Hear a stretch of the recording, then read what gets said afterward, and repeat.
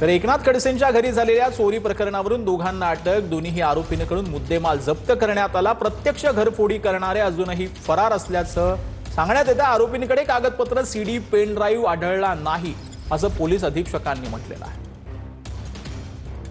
त्यांना जे दिलेले एफआयआर मध्ये फक्त सोन्या आणि चांदीचा विषय उल्लेख आहे। मग त्या विषयावर तेवढंच आहे। त्याच्यानंतर कुठल्या पुरावानी जबाब देखील आम्हाला काही प्राप्त झालेलं नाहीये, म्हणून त्याच्यावरती मला काही कमेंट करता येत नाही। तिला जळगावचा जे आरोपी आहे त्याने पूर्ण मुद्देमाल पाहिलं होतं। असे त्यांना विचारपूसमध्ये म्हणजे असे कुठलेही वस्तू, चादर वगैरे होत्या ते वगळून बाकी ही सोन्या आणि चांदी वगळून चादर वगैरे होत्या, ती वगळून बाकी कुठल्या वस्तू नव्हतं म्हणून त्यांना अशा चौकशी दरम्यान सांगितलं।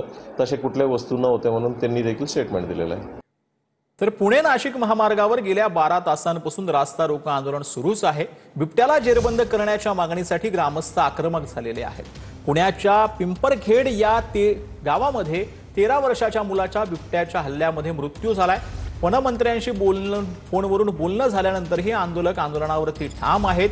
वनमंत्री आणि पालकमंत्र्यांनी आंदोलकांची भेट घेण्याची मागणी त्यावेळेला आंदोलकांनी केलेली आहे। मंत्री येत नाहीत तोपर्यंत मृतदेहावर अंत्यविधी होणार नाही असा भूमिका देखील यावेळेला ग्रामस्थांनी घेतली आहे।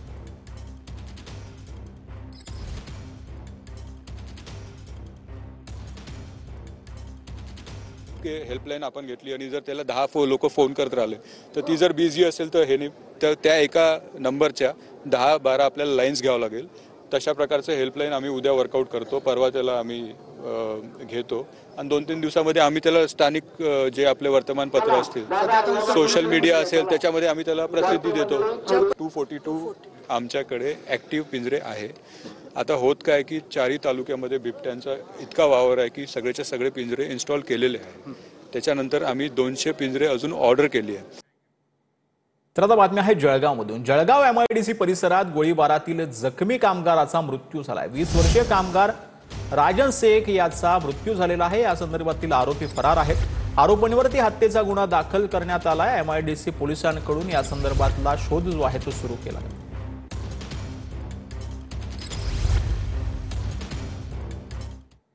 तर सिंधुदुर्ग मालवणमध्ये अंघोळीसाठी गेलेले 5 जण बुडालेले आहेत। 4 जणांना वाचवण्यात यश आलंय तर एका मुलीचा मृत्यू झालेला आहे। पाण्याचा अंदाज न आल्यानं 16 वर्षीय मुलीचा पाण्यात बुडून मृत्यू आलेला आहे।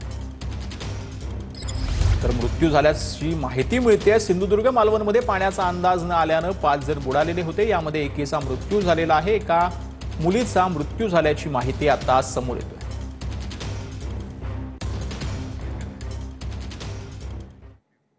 तर उद्या संध्याकाळी 6 वाजता महायुतीच्या समन्वय समितीची बैठक होणार आहे। उद्याच्या बैठकीमध्ये आगामी निवडणुकांसंदर्भात महायुतीचं धोरण ठरणार अशी माहिती सुनील तटकरे यांनी दिली आहे।